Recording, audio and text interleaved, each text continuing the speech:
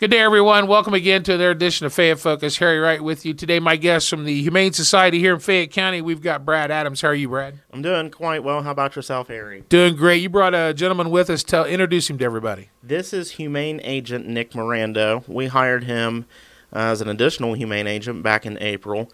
So he's been here for almost 6 months, and we needed him for extra manpower since we now cover Ross County for animal cruelty cases. I was going to ask you about that. Your area of coverage has now expanded. How's that going? So far, so good. Since we've taken over Ross County in April, we've had about 30 animal cruelty cases. So it seems like everything's going pretty smooth right now. You know, you mentioned animal cruelty. People don't think about that, but if you don't treat your pets right, there are consequences. There are consequences, and if someone abuses an animal or neglects an animal, then we're coming, and we will have them answer to the judge. Now, there are some things that you don't want to see. We got bad weather coming up, winter weather coming up. You don't want to see a dog chained to a house outside with no heat. Right, and of course, in my opinion, I think all animals need to be indoors, even cows. I'm kidding, but well, that's why they made barns, isn't it? That's why they made barns. But it's not a good idea to leave your household pets outdoors, chained dog houses, without the proper weatherization. So if you have a dog that's outdoors, make sure that they do have adequate shelter that protects them from the snow, rain, sleet, wind, and cold. Make sure the dog house has plenty of bedding inside, like straw. That it has three sides, a good roof, a floor that's elevated from the ground, and a nice flap over the door to help with windbreak. I'm glad you mentioned that, too. In years past, there's been a neighbor of mine that had a dog that was outside, and he took straw bales and just cocooned the entire dog house so that no wind could get in whatsoever. And that does add a lot of extra insulation, and I do recommend that. And then when dogs are outside in the cold weather, you also have to worry about their water freezing in the ice.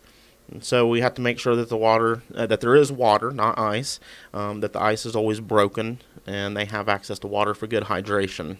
And it is amazing what a 60-watt light bulb installed inside of the doghouse up in high, turning that on, just that light bulb, how much heat that puts off. And there are a few people that I've seen do that here in Fayette County, and it does add extra warmth for the dog. It does. So make sure you take care of your pets, folks. They're your family. They're part of your family. Don't just leave them outside in weather that's not very good. You wouldn't leave your child outside chained up, and don't leave your dog outside either. You had a very successful fundraiser. We did. Actually, we've had a couple here recently. The 6th annual Walk Against Animal Cruelty ended on the second weekend of September, and we raised about $8,000.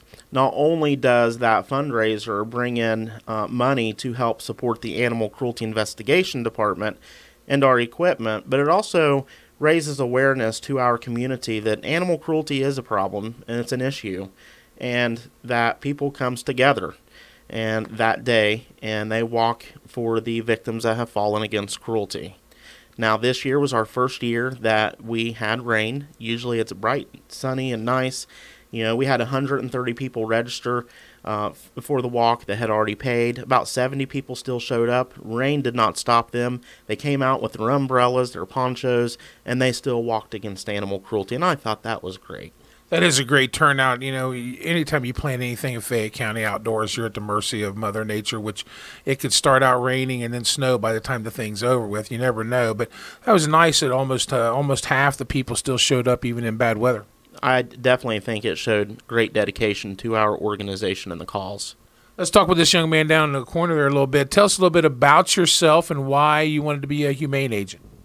I'm Humane Agent Nick Miranda with the Fayette Regional Humane Society. Right now, I'm currently a student at Wilmington College in Wilmington, Ohio, and my major is animal science. For as long as I can remember, I've always enjoyed animals, being around animals. My family's a big animal lovers, and I wanted to help change laws and help bring people to justice for these animals. You know, one of the things that I think is great, you're the people to call. If I know that there's an animal being abused, I don't have to just stand by and watch it happen. I have a resource. I have an outlet that I can get help for that animal. Absolutely, and you can be a voice through our voice. So if anybody sees an animal that's being mistreated, doesn't have proper shelter, dog food, water, veterinary care, we encourage everyone to call the Fayette Regional Humane Society, and that's 740-335-8126. And folks can also report animal cruelty online just by simply going to our website at FayetteHumaneSociety.com. You have a lot of animals that are right now ready to be adopted. We have about 60 or 65 in our adoption center right now that is waiting for their new forever homes. I think we've brought in probably around 600 or 700 animals this year so far through our adoption center, and we've had that just about that many adoptions as well. That is unbelievable. Here we are, just in September, almost the end of September, but we have that many animals that you guys have taken care of and found homes for.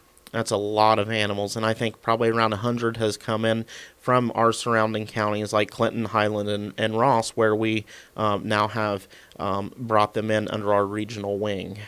So if someone's looking for an animal, the very first thing that they should do is contact you guys. Always contact us. When they come to the Fayette Regional Humane Society, we have so many animals that were once homeless, hungry. Now they're sheltered and they have all that. They've been spayed or neutered, vaccinated, dewormed, flea-treated, microchipped. If they're old enough, they are rabies vaccinated and very, very well socialized. Our kittens run at $75, which is a really good price to pay, and our adult cats are $50. We also have dogs and puppies from time to time as well in our adoption center. So there is nothing like adopting an animal from a shelter, and they know. That's right, because number one, that animal is going to love you. You've given it a home when, I can imagine being in a room with like maybe, say, 60 other people, and all of a sudden I get to be the only one in the house. That's going to be cool. Yes, and you get to spoil that animal. That is true, and I'm telling you, Buddy the cat spoiled rotten. He owns the place. Yeah, well, I remember when you came in, and I think it was during one of our Paws and Claws Christmas celebration adoption events. I think you came in and adopted Buddy at that time, and I certainly hope that he has brought you a lot of joy to your life. Well, he's kind of ornery, but he has. He's been a great companion. And folks, no better pet that I've ever had than the cat that I got from the Humane Society. And to be honest with you, it was just kind of one of those things where the grandkids wanted a dog, but I'm not home enough. I think when you're picking a pet, that is something that you really have to what kind of a pet do I need? A dog is going to take a lot of human contact. If you're not home a lot, then maybe not a dog is not the way to go. Right, and a cat is a little bit more self-maintaining. They have a litter box they can go to, whereas a dog needs to go outside several times a day, or if not, you're going to have a big mess inside. Exactly, and cats have a tendency to be a little more independent too. I think moreover, the cat has you instead of you having the cat. Yeah, it seems like you're the dog's owner, but then you're the cat owns you. Yeah, so, I always say that I'm a slave to a cat. A lot of people are. I am, and I like it that way because the cat is independent, and he's doing his thing while I'm not at the house, and it's really cool. Now, if somebody has, I know this has happened. People have a litter of kittens or something, and they don't know what to do with them, and they just try to get rid of them. The best thing is to let you guys know.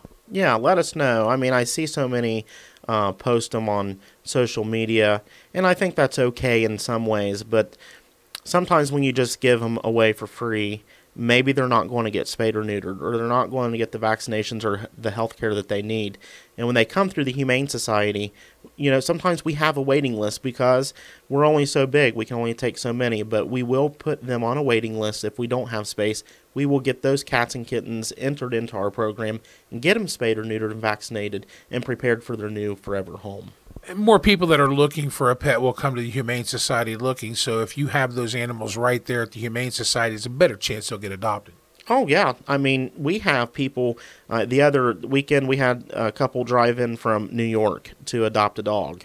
We've had people come in from Chicago. A lot of people drive in from Columbus and Dayton. So we're introducing our community to these other citizens out of town. And as a community that cares about animals. Yes, yes. I mean, I asked these people, how do they hear about the Fayette Regional Humane Society from Dayton or Cincinnati? And it's simply online sources such as social media and our website and word of mouth. They've heard from somebody somewhere that they found their forever friend at the Fayette Regional Humane Society, and they should too. What else do you have for us today, Brad? Well, here in December, just a quick reminder, in December we'll have our Paul's and Claw's Christmas celebration again. Not sure on the date yet, but I'm sure I'll be back again soon to let everybody know that. That's a good time to help clear the shelters before the holidays and find their new gift. Not gifting them to other people, but a gift to yourself, which is the best. And I understand that Grand Dog is once again made the calendar. Yes, your grand dog made the calendar for the second year in a row, and not sure what month he's going to. I can't remember what month he was on last year, but as soon as I start that designing process, we'll figure out where he'll better fit.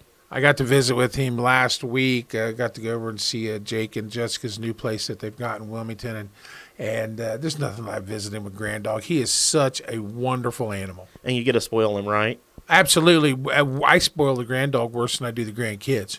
No, I have no problem with that, Harry. Me either. And he loves it. Trust me. He eats it up. And I got a picture taken.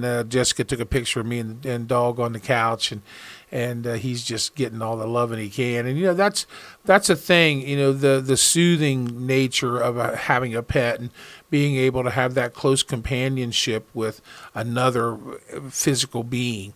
And, some people miss that a lot, especially people who have lost a spouse or who live alone. Pets are wonderful replacements. They are. They're great company, and, they don't argue back. They're just there. They want to be loved. They'll love you.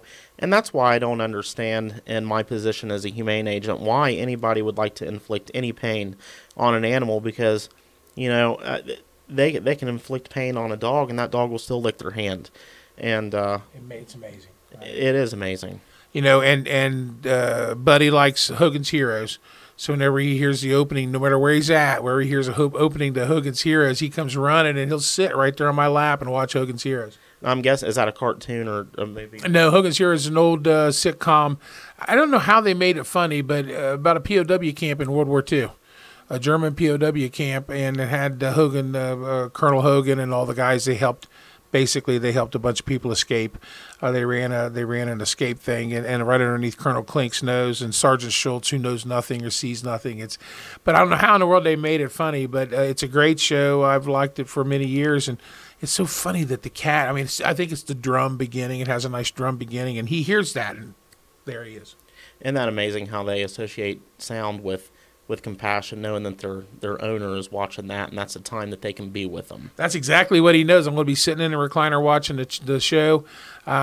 Now I've been home a little more here lately since I had the health problems, and he's getting spoiled to that. Every time I go to leave, he's not liking that at all. He wants me to hang around, but it is a good way to spend your downtime, is to take that pet and put him on your lap, and while you're watching TV, you can pet that cat. They will always be with you, and they'll listen to you. You can tell them so many secrets, and they're not going to tell. That's right. They're not going to tell. And he doesn't, outside of Hogan's Heroes, he doesn't care what TV station's on. So he doesn't tell you what to watch. He doesn't tell you what to cook for dinner.